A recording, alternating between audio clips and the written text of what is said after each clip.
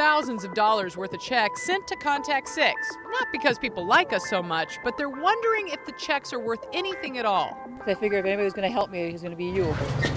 So Contact 6 went undercover with Karen Martin to see if Associated Bank in East Troy would pay out on a check she got in the mail for nearly $5,000. Were you expecting No, not at all. a check from them?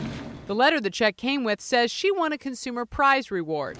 Do you know what this is even about? Good question, because Contact 6 has heard story after story from people who say they trusted their tellers and got burned.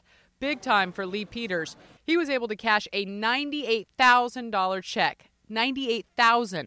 I kept checking with the bank just to make sure, because I never dealt with this company before, and the bank finally, they assured me, yes, there's no problem. The check is good. It's gone through all the channels. The money is clear, it's available, everything else. Same story Jackie Swinson and Mike Cornell told me about the cashier's checks they got in 2005. Oh yeah, it's a cashier's check. The money's there already. She just looked at me right in the eye and said, this is as good as cash. Only to be told days later the checks were fakes and the money had to be paid back.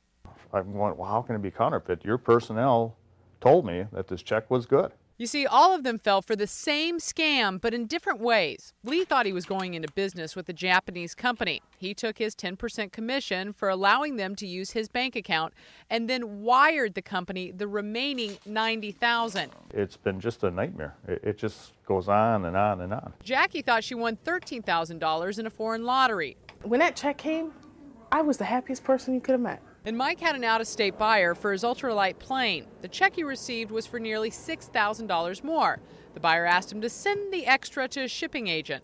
All of them say they would have never done it if their banks and credit unions hadn't released the money. I showed her again the check, and I said, are you sure you want to hang on to this for a day or call the bank or something? She didn't, but this teller, who doesn't know she's on Contact 6 hidden camera, does start making calls. Are you supposed to be a winner? But the service this teller is providing is not required by state law.